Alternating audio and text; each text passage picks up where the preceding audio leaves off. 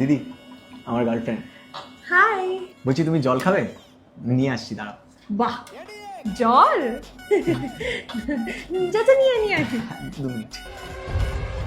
আমার জন্য আজ অব্দি 1 ফোঁটা জল এনে দিসনি, আর ওকে কি বলছিস তোমার জন্য 1 বোতল জল এনে দেবো?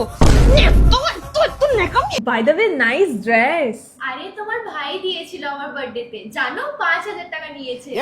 ও 5,000 টাকা? না খুব ভালো।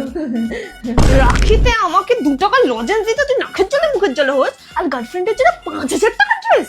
বাবা জানে তুই বাবার পকেট ঝেড়ে নিয়েছিস? বাবার নাটা তোর তো।